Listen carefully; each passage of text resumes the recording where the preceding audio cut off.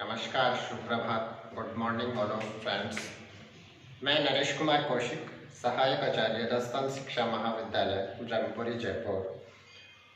दोस्तों, आज का हमारा टॉपिक है शिक्षा का अधिकार अधिनियम 2009। दोस्तों, शिक्षा का अधिकार अधिनियम बीएड में ही नहीं अपितु सभी प्रकार की जो प्रतियोगी परीक्षाएं हैं उसमें इसमें से 2-3 क्वेश्चन लगभग पूछे जाता है। कुछ क्वेश्चन धाराओं में से होते हैं, कुछ क्वेश्चन इसकी जो कानूनी प्रणाली है उसमें से या आर्टिकल में से पूछे जा सकते हैं, या मौलिक कर्तव्य जो नया जुड़ा है उसमें से पूछा जा सकता है। यानी कुल मिलाकर के बात यह है कि 2 या 3 क्वेश्चन इस अधिकार अधिनियम के अंतर्गत पूछे जाते हैं। तो आज का हमारा जो टॉपिक है वह है शिक्षा का अधिकार अधिनियम 2009, यानी जिसे हम RTE एक्ट 2009 के नाम से भी जानते हैं। दोस्तों, भारतीय संविधान के अंतर्गत अनुच्छेद 45 में यह कहा गया है कि हर राज्य संविधान लागू होने के 10 वर्ष के अंतराल के अंतर्गत अपने बच्चों के लिए जिनका आयु वर्ग 6 से 14 वर्ष है उनके लिए शिक्षा की व्यवस्था करेगा। साथ में यह जब वर्णित हो गया संविधान के अंतर्गत तो सभी राज्यों ने इस लक्ष्य को प्राप्त करने के लिए अपने अपने प्रयास शुरू कर दिए गए। तदुपरांत दिसंबर 2002 के अंदर केंद्र सरकार ने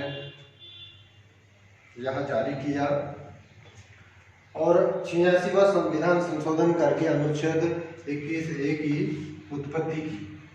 साथ ही साथ भाग 4 के अंतर्गत 51(11) भाग 4 के अंतर्गत 51(11) नया मौलिक कर्तव्य जोड़ा गया। इसके तहत यह वर्णित है कि माता पिता या संरक्षक 6 से 14 वर्ष तक के बालक बालिकाओं को शिक्षा के अवसर प्रदान करें। दोस्तों, जैसा हम जानते हैं कि RTE एक्ट 2009 को कानूनी रूप प्रदान करने का श्रेय संसद को जाता है। उसमें सर्वप्रथम राज्यसभा में यह अधिनियम प्रस्ताव है वो 20 जुलाई 2009 को रखा गया तथा लोकसभा में 4 अगस्त 2009 को यह प्रस्ताव रखा गया और राष्ट्रपति ने 26 अगस्त 2009 को हस्ताक्षर करे और 27 अगस्त 2009 को यह अधिनियम जारी हो गया। यानी राष्ट्रपति के हस्ताक्षर होने के बाद में 27 अगस्त 2009 को इसकी अधिसूचना जारी कर दी गई। दोस्तों, आगे हम बात करते हैं संपूर्ण भारत में 1 अप्रैल 2010 से RTE एक्ट 2009 लागू किया जा चुका है।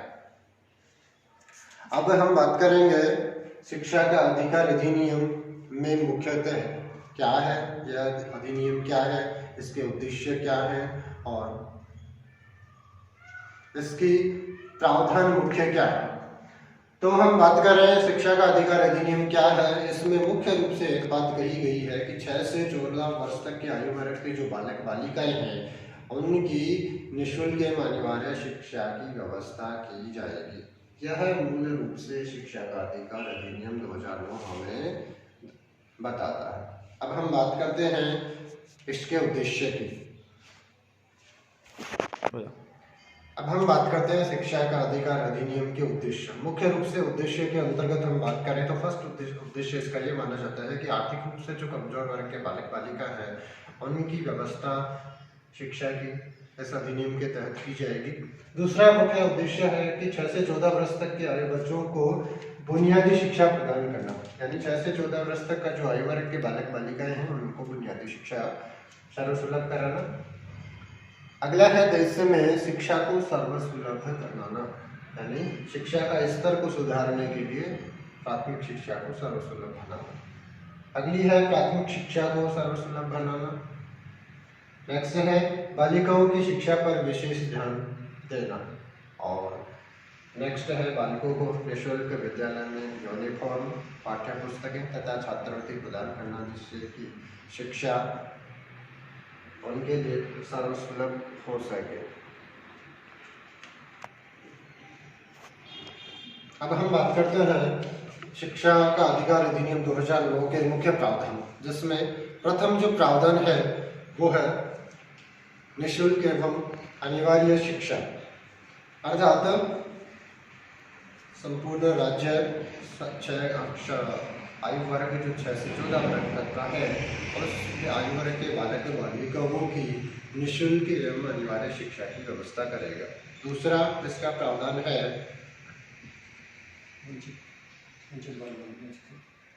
वंचित बालकों के लिए शिक्षा, यानी मान लीजिए कोई बालक इस शिक्षा से आप देखते होंगे जो रास्ते मुख्य होते हैं उन पर या किसी होटल पर छोटे ढाबे होते हैं, उनमें बच्चे काम करते रहते हैं, उनके माँ बाप उनको पढ़ाते नहीं हैं, तो ऐसे जो बालक बालिकाएं हैं उनको शिक्षा से वंचित नहीं रखा जाए, इसके लिए यह प्रावधान इसमें किया गया है। अगला मुख्य जो प्रावधान है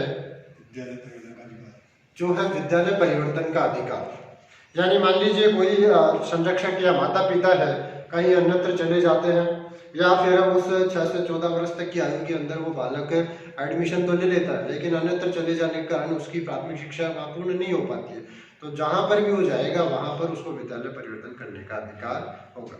अगला प्रावधान है केंद्र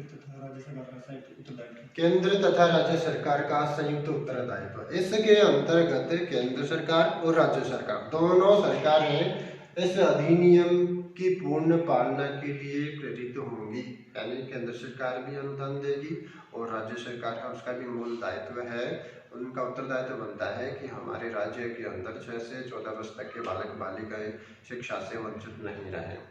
अगला जो प्रावधान है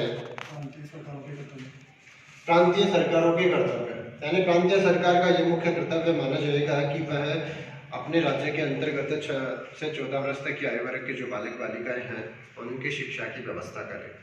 अगला प्रावधान है विद्यालय का दायित्व, यानी विद्यालय का मुख्य दायित्व यहाँ पर अपना होता है कि जो बालक बालिकाएं हमारे यहाँ पर हैं उनसे किसी प्रकार का हम शिक्षण शुल्क इस एवज में प्रदान प्राप्त नहीं करेंगे।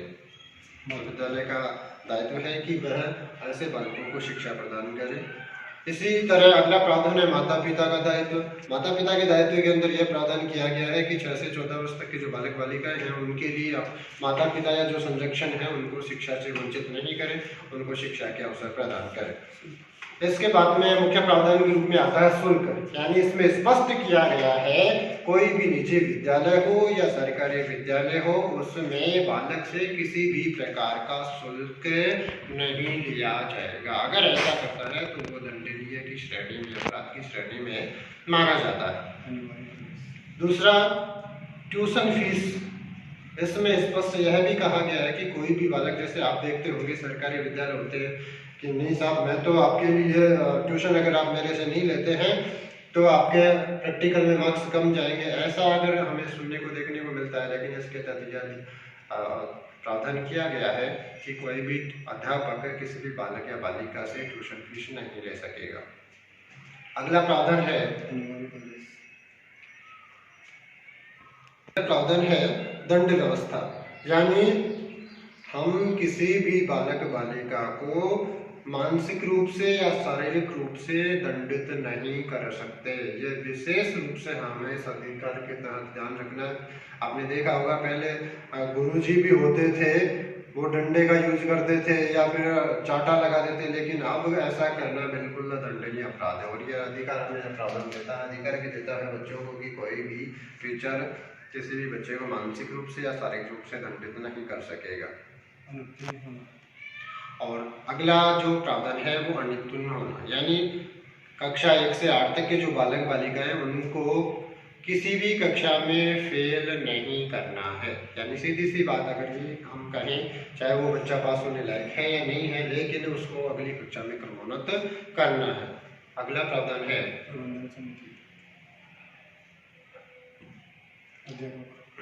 अध्यापक, तो अध्यापक के अंदर यह वर्णित किया गया है कि प्रावधान में प्रत्येक कक्षा में यानी 40 बालकों पर एक अध्यापक नियुक्त किया जाएगा।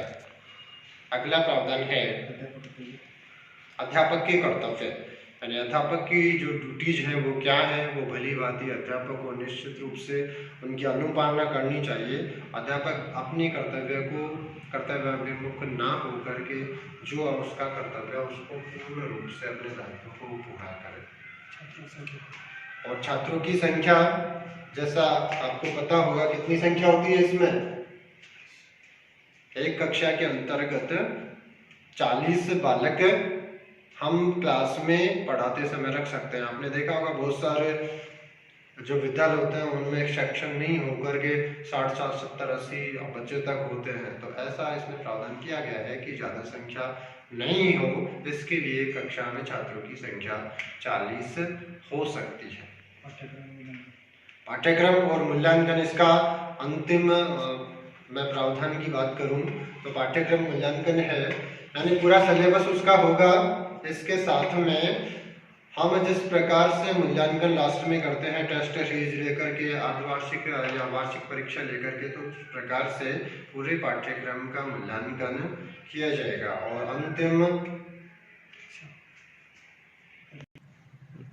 और अंतिम प्रावधान है परीक्षा, यानी संपूर्ण सत्र में क्या गतिविधि हुई उसका परीक्षा लेकर के उसका मूल्यांकन किया जाएगा। दोस्तों, आज का जो हमारा वीडियो है शिक्षक अधिकार अधिनियम 2009 के बारे में, मुझे आशा है कि आप सभी को ये अच्छा लगा होगा। आज के लिए इतना ही। नमस्कार।